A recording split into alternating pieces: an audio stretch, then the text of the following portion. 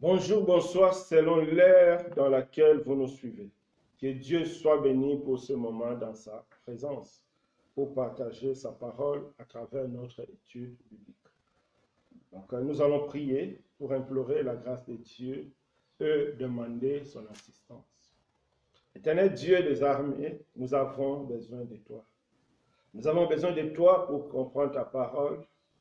Nous avons besoin de toi pour comprendre ce que toi, tu veux de nous. Il n'y a que toi seul qui peux enseigner, parce que tu as dit dans ta parole, ce n'est plus la peine qu'un homme puisse enseigner un homme, mais toi seul tu graveras ta parole. Nous voulons être conduits par toi, être dirigés par toi. À travers ces moments, parlez-nous. À travers ces moments, instruis-nous. Fais-nous grâce, ô Dieu, et comprends ta pensée. Sois béni, Seigneur, au nom puissant de Jésus-Christ. Amen. Donc, notre étude biblique d'aujourd'hui sera sur la vie du roi Josaphat, roi de Juda. Donc, après la désobéissance de Salomon, Dieu avait décidé de diviser le royaume des enfants d'Israël en deux parties. Donc, après Salomon, donc, qui est son fils, et Dieu a divisé le royaume en deux. Il y a une partie qui est devenue royaume de Juda et l'autre partie royaume d'Israël. Donc nous, ce que nous allons voir aujourd'hui, c'est le roi Josaphat qui était un roi du royaume de Juda. Son histoire va vraiment nous enseigner beaucoup de choses. Surtout que nous sommes dans une période d'agitation à cause du coronavirus. Parce que cet événement de coronavirus a ramené deux choses dans la vie des chrétiens. La peur et la séduction. Pourquoi la séduction? Parce que nous voyons aujourd'hui une multitude de prophètes. Dieu a dit ceci, Dieu m'a montré ceci, Dieu m'a montré cela. Mais à travers l'histoire du roi Josaphat, Dieu va nous parler, Dieu va nous montrer quelle doit être notre attitude face aux multiples prophéties. Que Dieu nous fasse grâce de réaliser vraiment, c'est-à-dire l'intérêt de cette étude biblique pour notre salut. Donc, maintenant, nous allons prendre nos Bibles. Donc, aujourd'hui, nous allons voir deux chapitres, chapitre 17 et chapitre 18. Donc, sans tarder, donc, je vais demander aux frères de nous lire les chapitres 17 de 1 à 9. De 1 à 9. Du nom de notre Seigneur Jésus-Christ, son fils Josaphat devint roi à sa place et se fortifia contre Israël. Il mit des troupes dans toutes les villes fortifiées de Juda et des garnisons dans le pays de Juda et dans les villes d'Éphraïm dont son père Asa s'était emparé. L'Éternel fit avec Josaphat parce qu'il marcha sur la voie qui suivait son ancêtre David au début et qu'il ne consulta pas le Baal. C'est en effet au Dieu de son ancêtre qui lui recourt. Il suivit ses commandements sans imiter ce qui faisait Israël.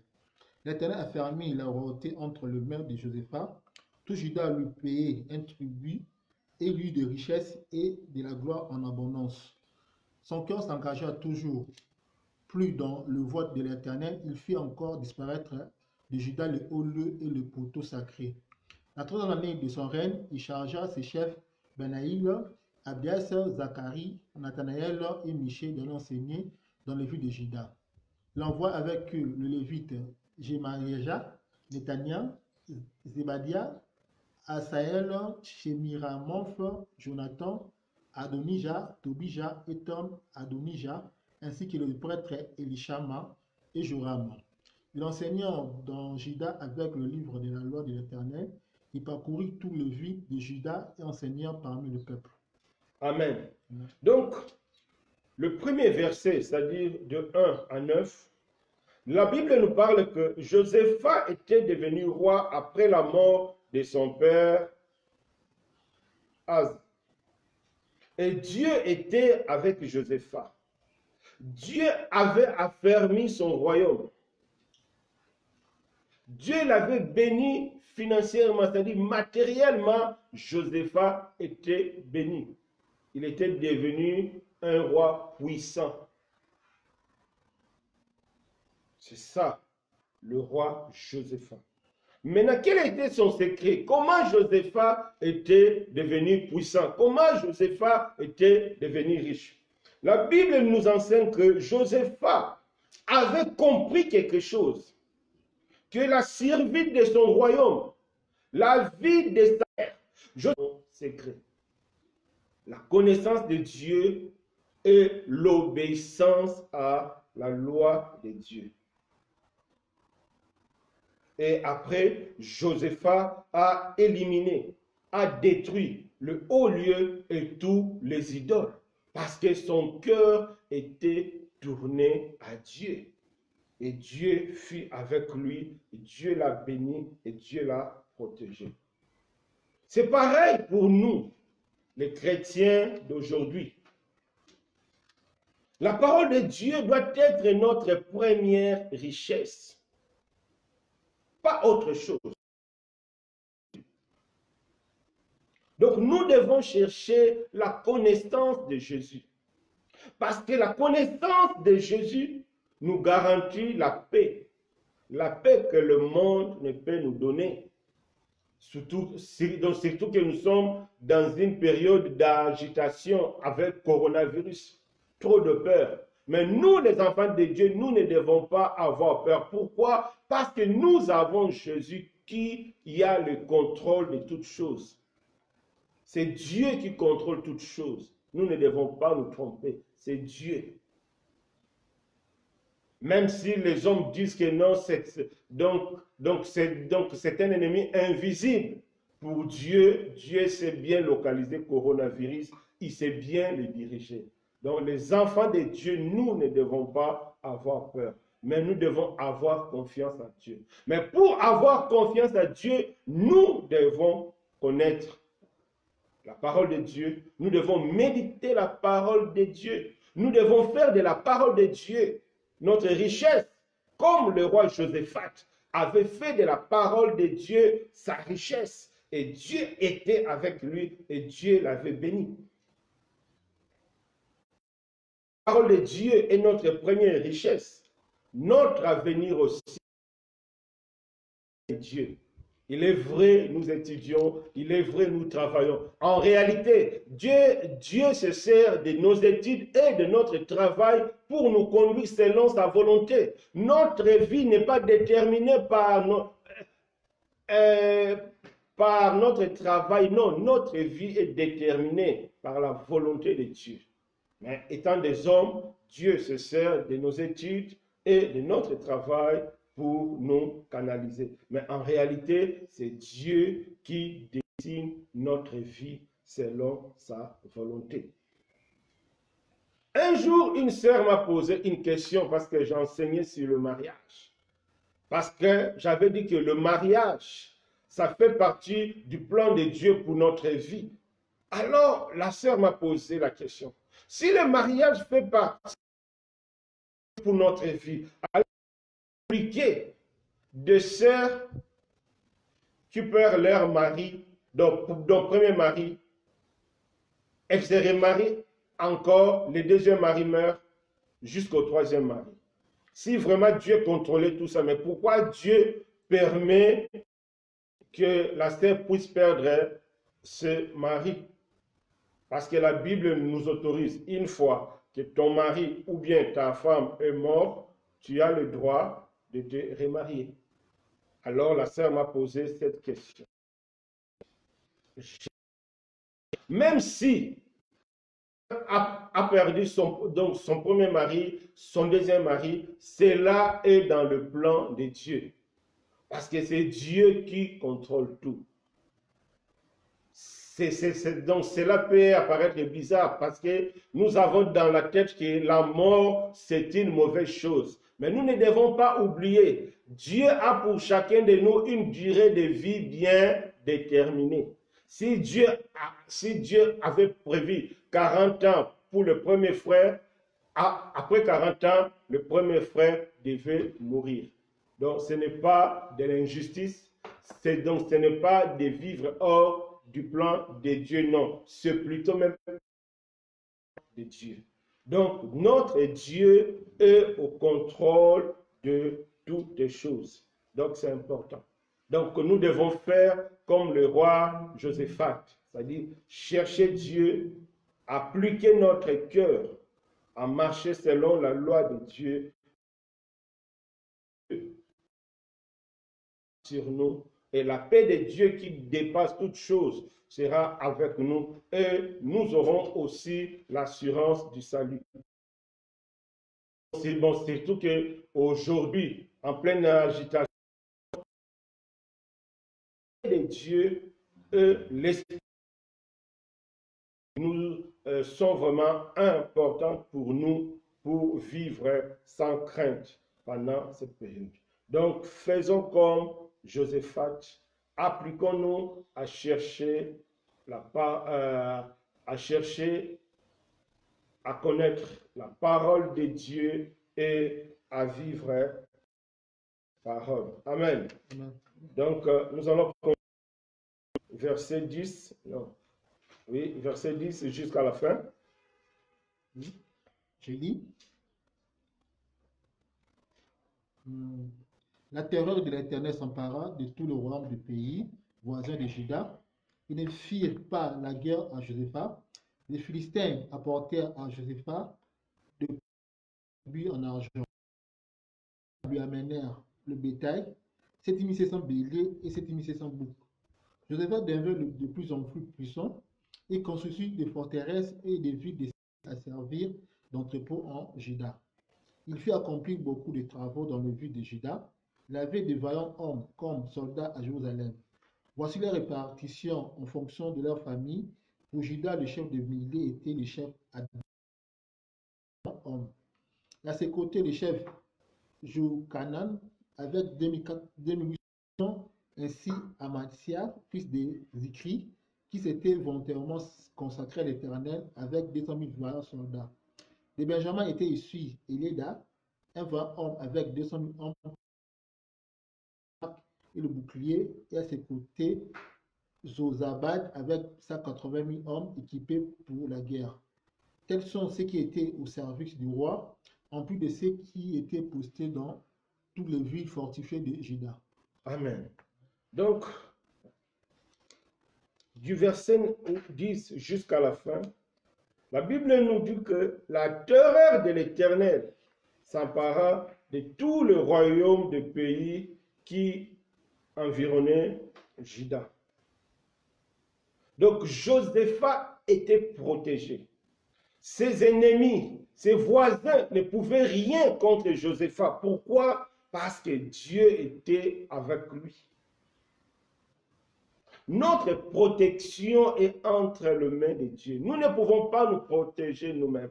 Non, c'est Dieu qui peut nous protéger. Aujourd'hui, le coronavirus a montré les limites des hommes.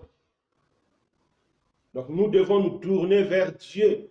C'est Dieu qui peut nous protéger, comme il a protégé le roi Josaphat. C'est important. Donc Josaphat était chez lui. Mais ses ennemis ne pouvaient pas l'attaquer. Pourquoi? Parce que la terreur de l'Éternel était là. Donc c'est Dieu qui veillait sur Josaphat. Ce n'était pas sa force militaire. Ce n'était pas sa puissance économique. Mais c'est la présence de Dieu dans sa vie. Le royaume qui était sa protection. C'est ce que nous, chrétiens, qui est notre protection. Nous devons nous attacher à Dieu. Même si nous sommes entourés de sorciers, même si nous sommes entourés de gens de mauvaise foi, mais si Dieu est avec nous, ils ne peuvent rien faire. Comme l'histoire de Josaphat nous montre. Parce que Dieu était avec lui. Ses voisins ne pouvaient rien faire. Et c'est pareil aussi pour nous. Si nous sommes à Dieu, si nous sommes obéissants à notre Seigneur, les sorciers ne peuvent rien. Ils viendront nous déranger, nous attaquer, mais ils ne peuvent pas annuler le plan de Dieu. Ce que Dieu a fait pour nous, aucun sorcier du monde, même le diable lui-même, ne peut pas annuler le plan de Dieu pour ta vie. Ne peut pas annuler le plan de Dieu pour ta vie. Donc ce n'est pas la peine de créer des procédures pour se protéger. Aujourd'hui, certaines personnes, ils ont du mal à partager. Pourquoi? Ils ont peur, donc, en se disant que non, si je partage et je ne connais pas l'état d'âme de peut-être certains sorciers, donc il peut profiter de ce que je vais lui donner pour bloquer, c'est-à-dire me bloquer spirituellement. Ça, ce n'est pas un raisonnement des enfants de Dieu. C'est Jésus qui nous protège. C'est par la foi qu'on est protégé. Il ne faut pas développer les égoïsmes spirituels, dire que non, si je ne partage pas parce que j'ai peur des sorciers. Non, l'histoire montre que c'est l'obéissance à Dieu, c'est à Dieu qui était sa protection. Cela doit être pareil pour toi et pour moi. Nous devons nous attacher à Dieu parce que c'est Dieu qui est notre protection. La fois passée, j'ai vu une vidéo qui m'a fait mal. J'espère que c'est vraiment un montage. Mais ça était vraiment triste. Donc, il y avait un monsieur et sa femme, leur grand-mère. Pourquoi? Parce que le pasteur a dit que la vieille dame était sorcière. Le couple est venu tabasser vraiment une vieille dame. Ça, c'est triste. Nous ne combattons pas par la chair. Non. C'est important, mes bien-aimés. C'est notre attachement à Dieu qui est notre protection. Si tu n'es pas attaché, ayons foi en Christ. C'est lui notre protection. Apprenons seulement à utiliser les armes spirituelles. C'est important. Utilisons les armes spirituelles que Dieu nous a données pour notre protection. Amen. Donc, on va prendre le chapitre 18, de 1 à 3. Oui. Je lis notre Seigneur Jésus-Christ. Josaphat eut des richesses et de la gloire en abondance et s'allia par mariage avec Achab. Au bout de quelques années, il descendit trouver Achab à Samarie. Ce dernier tua pour lui et pour la troupe qui l'accompagnait un grand nombre de brebis et de bœufs. Il les poussa à monter à Ramoth en Galade. Achab, roi d'Israël, dit à Josaphat, roi de Juda, veux-tu venir avec moi à Ramoth en Galade? Josaphat lui répondit, toi et moi, ton peuple et le mien, il n'y aura aucune différence et nous irons l'attaquer avec toi. Donc, le chapitre 18 nous montre que Josaphat, malgré la protection de Dieu, Josaphat a commis une erreur. Il est parti faire l'alliance avec le roi Akab, le roi d'Israël. Une alliance de mauvais goût qui par la suite a montré que ça a créé beaucoup de dégâts dans le royaume de Juda. Une alliance de mauvais goût. Malheureusement, aujourd'hui, beaucoup de chrétiens font des alliances de mauvais goût. Nous devons nous appuyer à Jésus-Christ, c'est la grâce de Dieu pour conduire nos vies. Nous ne devons pas compter sur les hommes. Malheur à celui qui compte sur les hommes. Nous devons compter que c'est Dieu, Dieu seul. Dans tous les domaines de notre vie, Dieu doit être devant. Ne faisons pas cette erreur d'aller faire les alliances avec le païen. Surtout en termes de... Nous devons faire très attention. La pensée de Dieu est claire concernant le mariage. Nous, les enfants de Dieu, nous ne devons prendre que les enfants de Dieu comme mari ou bien comme épouse. C'est ça la pensée de Dieu. C'est important. C'est la volonté de Dieu. Certaines personnes peuvent dire, oh, alors, s'il n'y a pas de chrétiens aux environs, non. Le mariage, un plan de Dieu pour ta vie. Dieu sait qu'au moment opportun, il disposera une personne pour toi. C'est par la foi que nous devons attendre l'homme de notre vie ou bien la femme de notre vie. Évitons d'aller vers le païen. Deuxième chose, même dans nos assemblées, nous devons éviter de compter sur le païen pour faire l'œuvre de Dieu. C'est Dieu lui-même qui bâtit son œuvre. L'œuvre de Dieu ne fonctionne pas avec l'argent. Non, ça c'est une erreur. Deux fois, on fait recours aux païens pour avoir de l'argent tout le temps. Que s'il n'y a pas l'argent, l'œuvre de Dieu ne pourra pas fonctionner. C'est une erreur. L'œuvre de Dieu ne fonctionne pas avec l'argent, mais c'est Dieu lui-même qui fait fonctionner son œuvre. Et s'il y a besoin d'argent, Dieu touchera des personnes, Dieu disposera de cœurs pour que ces personnes-là puissent contribuer. Donc nous devons nous attacher à Dieu, c'est très important. Donc évitons de faire des alliances de contre-nature. Cela nous sera fatal un jour. Que Dieu nous fasse grâce de faire confiance en lui. Amen. Amen. Donc, on va continuer des 4 à 8. Donc, chapitre 18, des 4 à 8. Puis Josaphat dit au roi d'Israël, consulte donc maintenant la parole de l'Éternel. Le roi d'Israël ressembla le prophète au nombre de 400. Et leur demandant, devons-nous aller attaquer Ramoth en Galade, ou dois-je renoncer? Ils répondirent, monte, monte, et Dieu la livrera entre les mains du roi. Mais Josaphat dit, n'est-il plus ici aucun prophète de l'Éternel pour que nous... Le roi d'Israël répondit à Josaphat, il reste un seul homme par qui l'on puisse consulter l'Éternel, mais je le déteste, car il ne prophétise rien de bon sur moi. Il ne prophétise toujours que du mal. C'est Michée, fils de Jimia. Le roi ne parle pas de cette manière.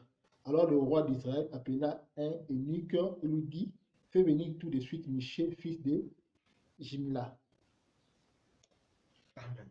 Donc ici, on voit, comme le roi Josaphat était parti faire l'alliance avec le roi Akab d'Israël, et le roi Akab a invité le roi Josaphat de l'accompagner faire la guerre pour attaquer les Syriens. Et Josaphat a demandé au roi d'Israël s'ils peuvent consulter l'Éternel. Le roi a consulté plusieurs prophètes. Et plusieurs prophètes là, donc ils ont donné de belles prophéties, les prophéties de succès. Mais le roi Josaphat, étant un enfant de Dieu qui avait le discernement, il avait compris que dans ces prophètes-là, dans cette multitude de prophètes, il y avait une séduction. Alors, il a refusé toutes leurs belles prophéties et il a demandé au roi d'Israël donc s'il n'y a pas d'autres prophètes. Et le roi a dit, il y a un prophète Michée, mais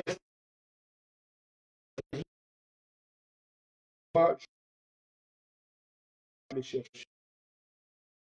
Avec le virus, maintenant il y a l'apparition de Dieu m'a dit ceci, Dieu m'a dit cela, vous devez tel jour, il y a ceci, il y a cela, il y a trop de prophéties aujourd'hui. Nous devons faire très attention. Nous devons chercher le discernement.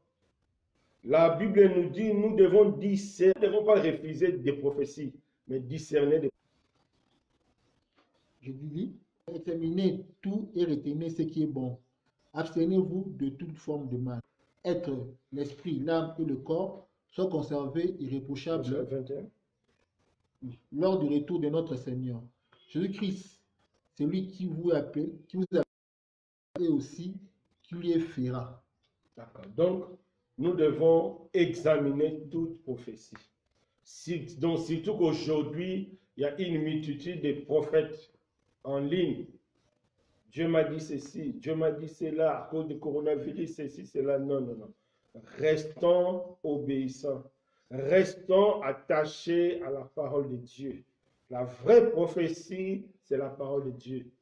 En lisant la parole de Dieu, nous allons comprendre que nous ne devons pas être effrayés à cause du coronavirus. Ce sont des choses que Dieu a déjà prévues, cela dans la Bible. Un enfant de Dieu qui médite chaque jour sa Bible connaît connaît toutes ces choses-là que Dieu avait déjà prévu tout cela. Restons fidèles à Dieu, faisons confiance à Dieu, rejetons toutes sortes de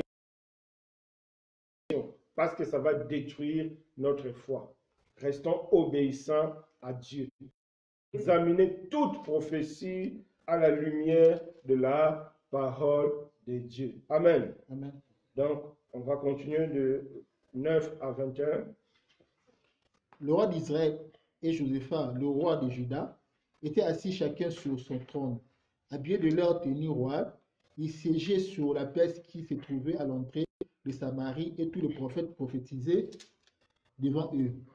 Sélassié, fils de Kénaan, s'était fabriqué de cornes en fer et il affirma, voici ce qu'il dit l'Éternel avec ses cornes. Il frappera le Syrien jusqu'à leur destruction. Tous les prophètes renchérissaient, monte à Ramonte en Galade. Tu connaîtras le succès et l'Éternel la livrera entre les mains du roi. Le messager qui était allé appeler Michée lui dit, les prophètes sont unanimes pour prédire du bien au roi. Que ta parole soit donc pareille à celle de chacun.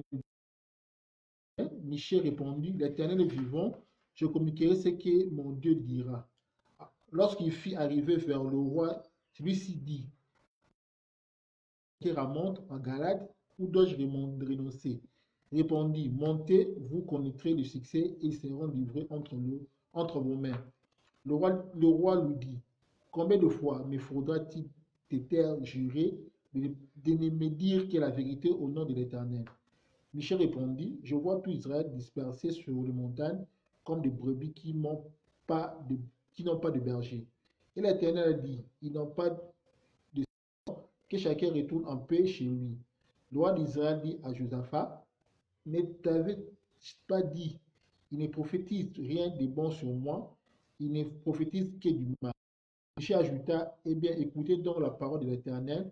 Je vis l'Éternel assis sur son trône et tous les corps célestes debout à sa droite et à sa gauche. L'Éternel a dit qu'il va persuader Achab, roi d'Israël, de monter à Ramoth en Galade, afin qu'il lui meure. Ils ont répondu l'un d'une manière, l'autre d'une autre, mais un esprit est venu se présenter devant l'Éternel et a dit, Moïse, je veux le persuader. L'Éternel lui a dit comment? Je vais sortir, a-t-il répondu, et je vais être un esprit de mensonge dans la bouche de tous ces prophètes. L'Éternel a dit, tu le persuaderas et tu vas y parvenir. Sors et agis de cette manière. Oui, donc ici, nous voyons que notre vie, notre relation avec Dieu ne doit pas dépendre de la majorité ou bien de la minorité, non. Avec Dieu, il n'y a pas question de majorité. C'est vrai, avec le roi Akab et Josaphat, il y avait une majorité des prophètes qui ont prophétisé. Et cette majorité qui a prophétisé, donc prophétisé des belles choses, la victoire, le succès. Mais ils étaient dans l'erreur. Nous devons chercher la vérité. Nous ne devons pas chercher à être du côté de la majorité ou bien de la minorité. Non, nous devons chercher la vérité, examiner toute prophétie. Michée qui était minoritaire, mais lui, il a prophétisé de la part du Seigneur et sa prophétie était accomplie. C'est important, mes bien-aimés, nous ne devons pas suivre de mouvements, des vagues de personnes. Non, nous devons seulement être de la vérité. Attachons-nous à la vérité. Parce qu'aujourd'hui, il y a trop de prophéties, mais souvent, ce sont des promotions. Tu auras cela, toujours des promotions. Mais quand on voit la Bible, le but premier de la prophétie, c'est l'édification, pas la promotion. Dieu a la capacité de tout nous donner. Mais quand Dieu parle premièrement, c'est pour notre édification. Et puis nous devons éviter de courir derrière les hommes pour chercher des prophéties. Si Dieu a quelque chose pour toi, Dieu viendra vers toi. Il te cherchera. Donc attachons-nous à la vérité, à la Bible qui est la meilleure prophétie par excellence. Là, il n'y a pas de doute, c'est la parole de Dieu. Amen. Alors, on continue jusqu'à la fin. Maintenant, l'Éternel a mis un esprit de mensonge dans la bouche de tes prophètes, que voici, mais lui, il a prononcé le malheur contre toi. Alors Sédécias, fils de Kenaana, s'approcha, frappa Michée sur la joue et dit, par quel chemin l'esprit de l'Éternel est-il sorti de moi pour te parler? Michée répondit, tu le verras le jour où tu iras de chambre en chambre pour te cacher. Le roi d'Israël dit, arrête Michée et amenez-le à Amon, le chef de la ville, et à mon fils Joas. Vous leur donnerez, voici ce que dit le roi, mettez cet homme à prison et nourrissez-le du pain et de l'eau de misère jusqu'à ce qu'il... Michée dit, si tu reviens en paix, c'est que l'Éternel n'a pas parlé par moi. Il ajouta, écoutez, vous tous le peuple. Le roi d'Israël et Josaphat, le roi de Juda, montèrent à Ramon, à Galad. Le roi d'Israël dit à Josaphat, je vais me déshabiller pour aller au combat, mais toi mets tes habits. Le roi d'Israël se déguisa donc, puis il partit au combat. Le roi de Syrie avait donné cet ordre au chef et ses chars, vous n'atterrez ni soldats ni officiers, mais seulement le roi d'Israël. Quand le chef des chars aperçut Josaphat, il se dit, c'est le roi d'Israël. Il encerclèrent pour attaquer. Josaphat poussa alors un cri et l'Éternel vint à son aide. Dieu les écarta de lui. Voyant ce que c'était pas le roi d'Israël, le chef des chars s'éloigna de lui. Alors un homme tira au hasard avec son arc, il frappa le roi d'Israël entre les deux parties de la cuirasse. Le roi dit à celui qui conduisait son char, fais demi-tour et fais-moi sortir du champ de bataille, car je suis blessé. Le combat fut si violent ce jour-là que le roi d'Israël fut retenu jusqu'au soir dans son char face aux Syriens et il mourut vers le coucher du soleil. Amen. Donc ici, on voit que Dieu avait envoyé un esprit de mensonge pour séduire ses prophètes. Quand on aime écouter de belles choses, quand on n'aime pas la vérité de Dieu, on veut de belles choses, de belles prophéties, des promotions. Il y a un risque que Dieu puisse envoyer un esprit d'égarement parce que toi-même, tu le veux. Parce que toi-même, ton cœur n'est pas disposé à la vérité. Nous devons chercher la vérité. Nous ne devons pas chercher des prophéties, c'est-à-dire pour écouter de belles choses. Non. Nous devons lire la parole de Dieu pour comprendre la pensée de Dieu, pour vivre ce que Dieu nous demande, pas faire ce que nous voulons. Donc c'est important. Et là, Michée a prophétisé. Il a montré que Dieu avait envoyé un esprit d'égarement qui avait trompé tous les faux prophètes. Et après, maintenant, Michée a prophétisé de la part de le roi d'Israël. Et la suite nous montre que la prophétie de Michée était vraie et le roi d'Israël était tué par défaut de cuirasse. Défaut de cuirasse, c'est quoi? Quand on veut regarder sur les armes spirituelles, c'est-à-dire la cuirasse du salut, c'est-à-dire défaut de cuirasse, c'est quoi? C'est une vie de péché. Quand on vit dans le péché, on devient vulnérable. Quand on vit dans le pays, on ne sera plus sous la protection de Dieu, comme le roi d'Israël. Il n'était plus sous la protection de Dieu parce qu'il vivait dans le péché. On voit dans le même combat, le roi de Juda a été protégé par Dieu. Quand il fut attaqué, il a crié à Dieu, Dieu l'a secouru. Mais le roi d'Israël était tué par défaut de cuirasse, c'est-à-dire c'est quelqu'un qui vivait dans le péché. Étant des chrétiens, étant des enfants de Dieu, nous devons tout faire pour éviter une vie de péché.